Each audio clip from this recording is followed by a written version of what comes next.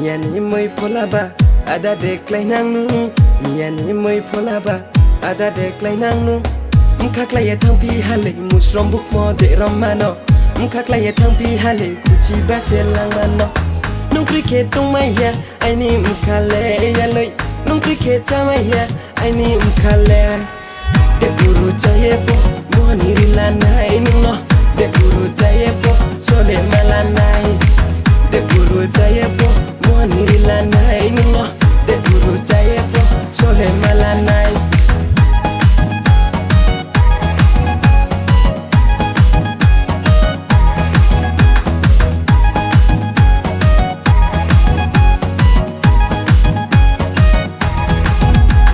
Shumo korang na yede, saya ye tumai, kapong korang na yede, cangkol ya ye tumai, broi na tono yede, hamyo ya ye tumai, siklan na tono yede, kabai ya ye tumai.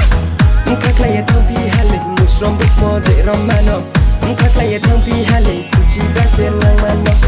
Mkaklaya tangpi hale musrom buk mo de romano Mkaklaya tangpi hale kuchi baselang mano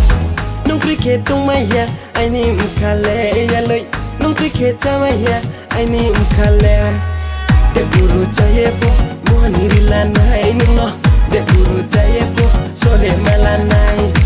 De guru chaye po mo nirilana no De guru chaye po sole malanai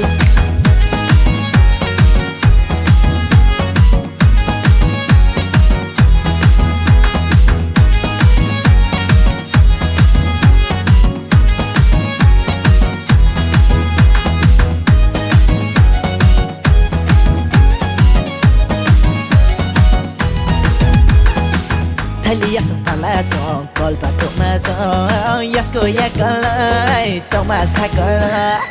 Ta bay nong ma lai mo ha, ka de kolai. Ta bay nong ma lai mo ha, ka de kolai. Lục chú cả mai chú, tong tui ao ai chú, nong bay ma lai yakele, ka phang ma tu tu.